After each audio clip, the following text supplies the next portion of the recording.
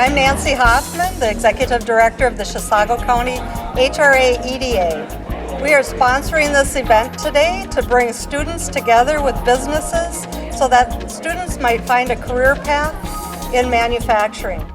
Hi, I'm Rich Wessels with the Youth Skills Training Program at the Minnesota Department of Labor and Industry. Happy to be at this event today. We have several of our partnering school districts are attending this event. We do have grant funding available, and the program is really about creating partnerships between schools and employers, high growth, high demand employers like manufacturing. So we want these schools to work with employers to provide students with paid work experiences within these awesome industries that have lots of needs, and to develop a pipeline of talent for their future needs.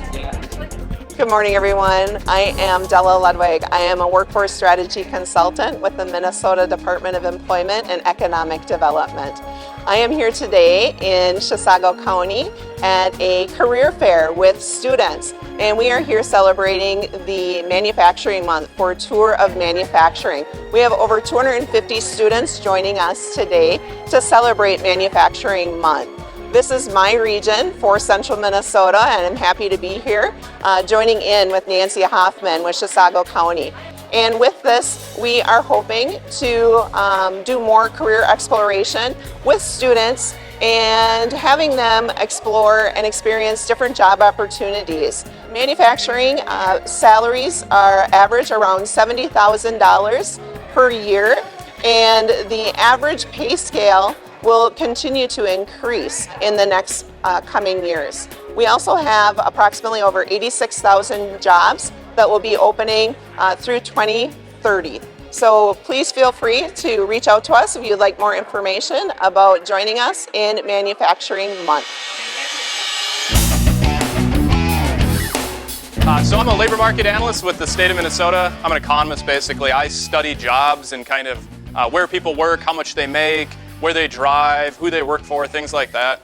And I research this in many parts of Minnesota. And the reason I'm here today is I want to kind of talk to you about some of the things that I see beneficial to you at your age. So one of the cool things I think about your age right now is the fact that you guys really haven't made any costly mistakes in terms of thinking you want to do one thing and then changing your mind and doing another thing. The later in life you go, after you graduate high school, and if you start learning about careers after high school, it's going to get more and more costly for you to change your mind based on learning something. And that learning, what you learn, is things that you might be able to pick up today by asking, an employer, ask your family, ask anybody that's doing anything that seems interesting to you, ask them. Because it doesn't really cost you anything to change your mind today. But if all of a sudden you say, I really want to be an engineer, and you enroll, you have to go to college to be an engineer, and 2 years into college, you realize that, I really don't like any of my classmates, I don't like engineering, and I want to do something else, then it's going to be costly, right? All the changes you can make early on, like now, the cheaper it is for you. And also things that you might figure out now by asking real good questions, not just how much do people make, but ask, what's the best part of your job?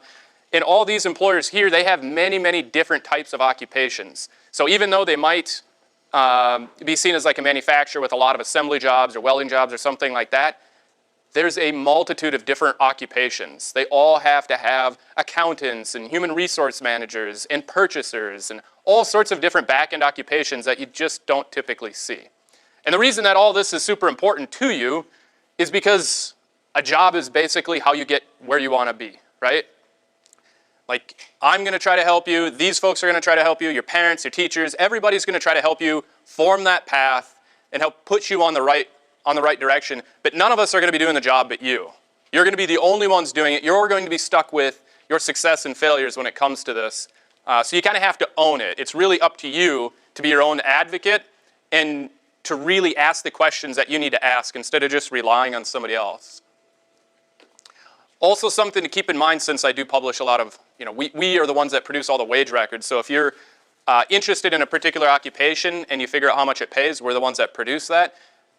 And don't just take that information at face value. Ask yourself why. So certain jobs will pay much more than others, and ask yourself why. Does anybody know why one occupation would pay more than another? Any idea why people make different amounts of money? Yes, sir. Maybe Yeah, absolutely. And there's a whole bunch of different reasons why certain occupations pay more or less than others. It could be because it's a more difficult job. Maybe it's more labor intensive and difficult. Maybe not everybody can do it. Maybe it takes a lot of college. Maybe it takes working nights and weekends. Like anything like that, those type of attributes to a job will force an employer to have to pay more because there's fewer people that can or want to do it. And also keep in mind that the more you make, likely the more responsibilities you'll have. And that might mean taking fewer days off. If you get to be so good at your job or you become highly specialized, you might be irreplaceable, which we think of as a terrific thing, but that also means if you want to take off, nobody can replace you, right? So always keep those things in the back of your mind when you're looking at wages. Otherwise, everybody would basically just look at the highest paying job and say, that's what I want to do, right? But money isn't everything. I've talked to a couple of you guys that like to snowmobile, right? Who likes to snowmobile in here? Anybody? Yeah, it's kind of... So what happens when you get a sick day like a fresh powder? Do you want to go to work? No, that's the last thing I want to do. I want to go snowmobiling. And I'm allowed to do that because I have enough flexibility in my job most of the time. But other occupations, you don't have that, right? If you wanted to be a dentist or a surgeon or something like that, you can't just call up and say, you know what, we just got fresh pow-pow, I ain't showing up today, right? So think of those types of things. Those flexibilities, they can kind of make or break happiness in life much more than just the pure money.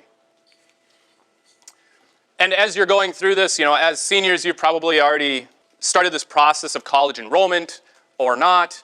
But I want to tell you that college is incredibly important for some occupations. It's not important for all occupations. And about 2/3 of the jobs in our state don't require anything beyond a high school diploma, all right? So the majority of our jobs don't actually require college. But those jobs that don't require college, the jobs that you want out of that, the good paying jobs, require high levels of skills. And those skills, you might gain some of them in high school if your high school is equipped to give you those. But a lot of it's going to come from on-the-job training and experience. And you can get really good paying jobs regardless of how much higher education you have, but you really need to put your best foot forward. And that's probably one of the best things about high school is some of those skills that employers will pay you for and pay you more than potentially somebody else. There's skills you can get in high school. Things like showing up on time, handing in your paper, going above and beyond, attendance, like all that sort of stuff. Employers here, they actually care about that stuff. And your teachers might not be connecting the dots for you. You might think, well, my teacher they're stiff and they really want me to do this, and it's because they're power tripping. And it's not really that. It's because those skills are what allow you to make more money later on. It's a work skill. It's not necessarily strictly related to your education. When you graduate, you're probably going to have a graduation party. It's probably going to be awesome. And a lot of people are going to come up and they're going to ask you, where are you going? Have you ever been to a graduation party before? You ever hear adults say that? Where are you going? Where are you going? I don't really know why people say that. To me, it's ridiculous because it kind of insinuates that you need to leave or go somewhere to do something. And really what people should be asking, what I encourage you to ask anybody else when you go to a future graduation party, or even just to think about next year, is what am I going to be? Because that is way, way more important than where you're going. You don't have to leave to be successful, but you have to understand what you want to be, or at least have a good idea, so that way when you do start changing your mind, at least you're kind of ping-ponging along the same general path. Because it's going to be much more difficult if you decide one day you want to be a dentist and the next day you want to be a truck driver, right? They have two completely different pathways. And for those of you that are kind of looking at college, this is kind of like a typical decision-making process that parents particularly and their kids then end up making is first we pick a college, right? Yeah, I want to go here because they got a real sweet dorm or the athletics that I want or the campus that I like. And then you'll maybe try to figure out what major I want. Do I want an accounting degree? Do I want a business degree? Do I want an engineering degree? And then after you're all said and done with your college experience, then you have to try to figure out, what am I going to do with this, right? I've got this degree. Now what am I actually qualified to do? What will employers actually value in the marketplace for the education I've gotten? And this to me is just totally backwards. First, you should be figuring out what pathway you want. What interests you here? If there's something that interests you here or out in the community, anywhere that you see, you should be thinking about that. Because if you figure out kind of what general direction you want to go to, Then you can decide what type of education you need. And you might not need any higher education. It might be more beneficial, and these folks will tell you, for you to actually start out doing a certain type of job, and that occupation kind of lead to the next one and the next one and the next one. All right? But it doesn't really make any sense to get your education and then try to figure it out later. Because trust me, has anybody ever told you that college is expensive? Yes? It's way too expensive, and it's not designed to be a career exploration activity. It's a real good place to throw your money away if that's what you intend to use college for. College is really, really good at getting you educated in what you choose. Not necessarily designed to help you choose what you think you should be doing. That's what stuff like this is for. And college is an investment, and it carries risks like all investments, right? And not all college graduates end up in great jobs, and not all great jobs require a college degree. That's really, really important. You know, if you've heard different, I'd be happy to argue that till I die. And honestly, like right now is a really, really prime time in your life to just give it your all. And I don't work in education. I was a very average student, but I can see the failures of my own high school experience. And I'll just share with you a brief story of how I failed to connect the dots, and maybe it'll trigger something in you. So I took a keyboarding class, because I'm pretty old now, right? And keyboarding was an option, and I didn't know how to type. I'm a simple farm boy, and none of my family required a computer to be successful at farming, right? And so I took this keyboarding class mainly because I thought it was a slough class, and I spent every hour for 1 or 2 semesters, I can't remember, it's a bit of a blur, but basically sacrificing my entire Oregon Trail family and just feeding them to the wolves in order to make it as far west as possible, and the chance and the hope that within that hour time period, I could hunt bear in Oregon Trail. It's like an old school computer game, right? And that's all I did. I never learned how to type at all. A few years later, I'm starting to have to write reports and stuff like that. And because I'm so awful at typing, I'm an all right writer, I would have to pay my sisters, and I would stand behind them and read aloud my report, and I'd pay them, you know, to write. Eventually, they priced me out, and I couldn't afford them. And then fast forward, I end up going to college, and now I publish articles, I research, I write all the time. So it's a skill that I had to learn later on. And the reason I'm telling you this is because, not necessarily the fault of my teacher, I did not connect the dots of typing, that skill set, and an employer value-added skill. I had no idea, and it never crossed my mind, that learning how to type would make me more valuable. And the more valuable I am, the more money I can make. Does that kind of make sense? Think about everything in high school that you're doing and learning. A lot of that stuff is going to be able to get you paid more. And explore as many careers as possible. So this is Manufacturing Month. We're here with a bunch of manufacturers. They have many more occupations than just strictly like production occupations. Ask them, be curious.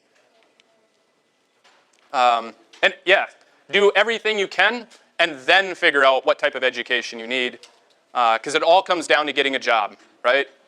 This is really what we want you to avoid, is just graduating high school and having no idea what you want to do. Make meaningful connections here, because these folks can help guide you and tell you kind of the paths that maybe they took, or a path that they think would be helpful to help you get to where you want to be.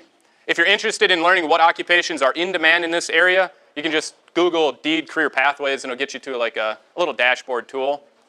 But data is good because I'm an analyst. I love data.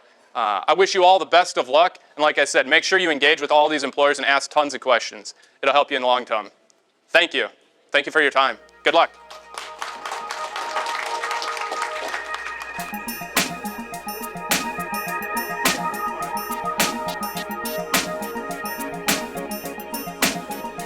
Hi, I'm Stacy with Pine Technical and Community College, located in Pine City, Minnesota.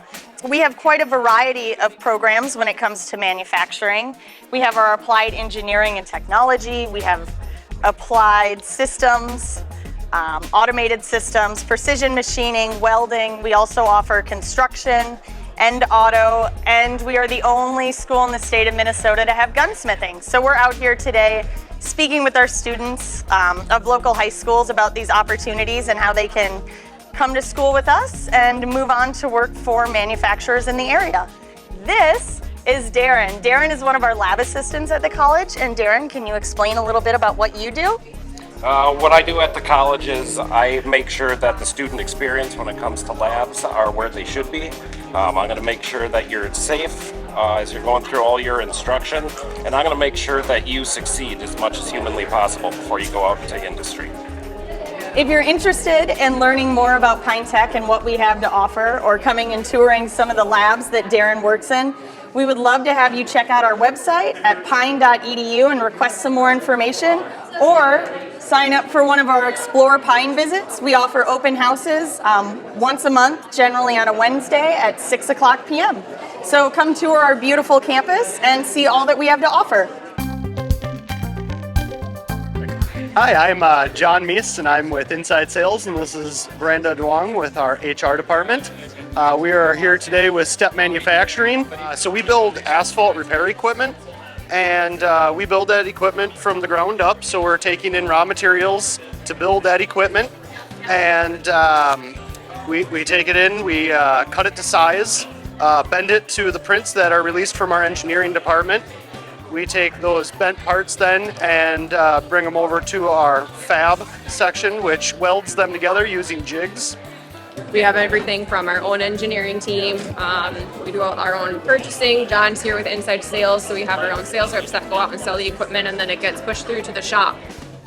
Hi, my name's Rob. This is Garrison. We work at Metal Crafters of Stacy, just south of Stacy there. Precision milling and turning. We make all sorts of different stuff, mainly components for machinery. Any customer really that'll come in. We specialize in short runs, but we do long runs as well. The main employees that we hire are programmers, people that can grab a machine, grab a part, grab a print, and turn it into something useful that we can sell. So to show you some of our products, these are pulleys for belts. They're made out of Delrin. That is a block of some function. Then we've got another flange. This involves both milling and machining. It's also engraved on the edge. And that is just a mill part. And we got some plate work as well. I'm Luke with Plastic Products Company. We're a plastic injection molding company. We also have Smith Metals, which is a metal injection molding company. We make a lot of plastic parts like these Starbucks cups and a lot of appliances that you see kind of every day through an injection molding process. A lot of appliances and a little bit of automotive. We have everything from people manufacturing on the floor, tool rooms, mold techs, IT, sales, a large variety of different people that we hire and need for our employment.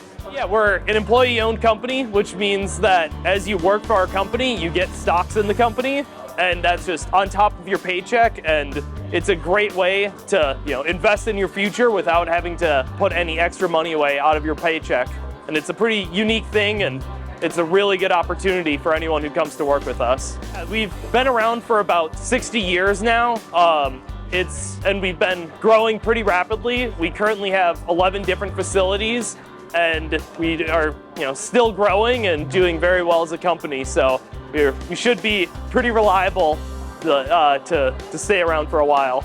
So yeah, if you're interested in a job, just come by, and we're always looking for employees. I'm Jessica from our HR department at Plastech Corporation. We are a custom manufacturing plastic injection molding company. So we make a lot of parts from start to finish for specific customers.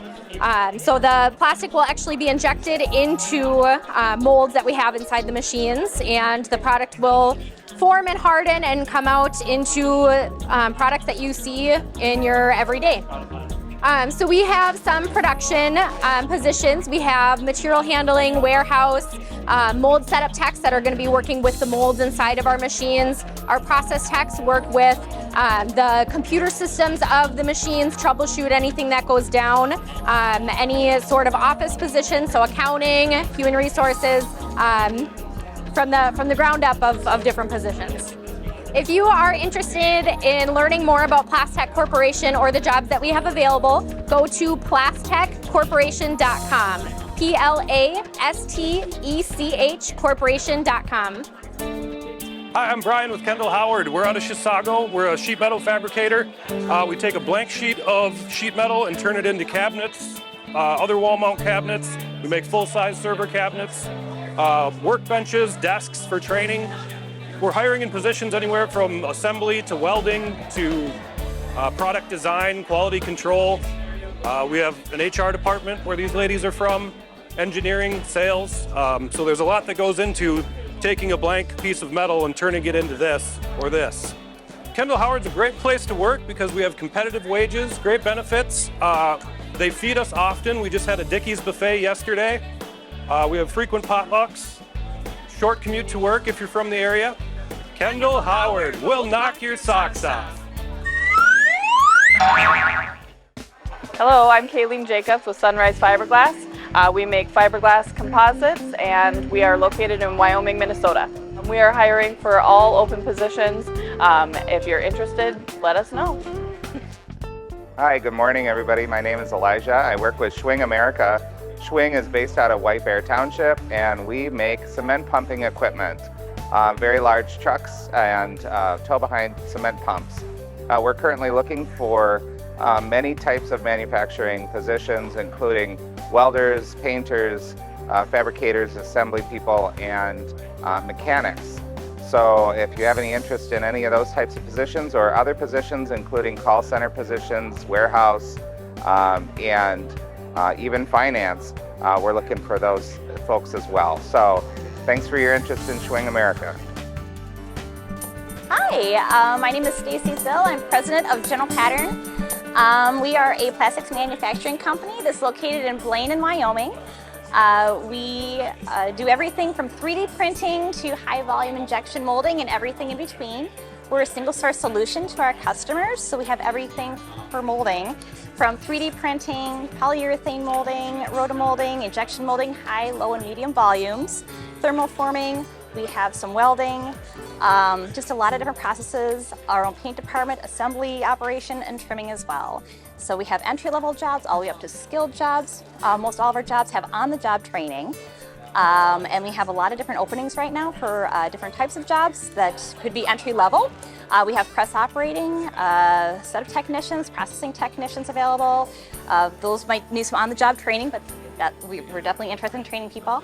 We also have tooling, tool making, quality technician roles available, and 3D printing specialists as well. So if you're interested in applying at General Pattern Company, I don't know, we've got a website. Go ahead and reach out to us. Thank you. And this is Katie. She's also at General Pattern Company in the sales department. And I don't know, did I get everything? Is there anything you want to add? This is our 100th year anniversary, and it's wonderful here. We have a great Christmas party, and you guys. Yes, we have a great Christmas party. We have 4 core values, and one of them is fun, and we try to make work fun every day. Hi, I'm Allison Niedick with Rosenbauer America, the world's largest fire truck manufacturer. If you haven't really experienced what Rosenbauer is or what we do, we build from start to finish the full fire truck itself. Everything from an aerial, so a fire truck that has a ladder on it, a tanker, a rescue, a pumper, as well as for our fire departments at airports, an ARF machine. We also have the very first electric fire truck that's out in the market in LA. So, how do you build a fire truck? Well, you start from the very beginning. We build the chassis, we build the cab, we even bring in the aerial of a facility that we have in Nebraska. And it takes about 2 months, depending on the product, to develop it. And it also can take up to 3 months if it is a larger one. Rosenbauer has been in the Wyoming area for over 35 years, and we continue to have a strong presence here. It's because of the community people in the area who live here that are also our employees and my teammates. So please stop by Rosenbauer and learn more about us. You can see us at rosenbaueramerica.com. I've been with Rosenbauer for over 1.5 years, and I've really enjoyed my experience. I encourage you to come out and see what a great place it is to work at Rosenbauer. Hey, it's Brian Nielsen, B&N Sheet Metal, Wyoming, Minnesota. We're a manufacturer of 46 years of sheet metal products. Manufacture anything 1 to 10,000. anything out of sheet metal. We supply all other manufacturers with their basic sheet metal needs. I hope you come work for us. Hope to see you soon. Come see us in Wyoming. Right. Hello, I'm Rebecca with Central Minnesota Jobs and Training Services, and I'm here today with my coworker Leslie. And at Central Minnesota Jobs and Training Services, we want you to think about all the different opportunities that there might be in manufacturing. Consider how many different options there might be. You might think of welding or machining, but there's also a lot of different types of careers such as accounting or logistics that you can consider as well. So we'd encourage you to not just pick something that someone else tells you to do, but take a little time to look at what your skills and interests are and how they might match up with careers. A lot of people can help you with that. It might be your parents, your teachers, or our organization as well. We can help you one-on-one, and we'd be happy to do that. We have locations all across an 11-county area. Here is our map, and there's different dots. So if you go to cmjts.org, you can find our offices and hours on our website.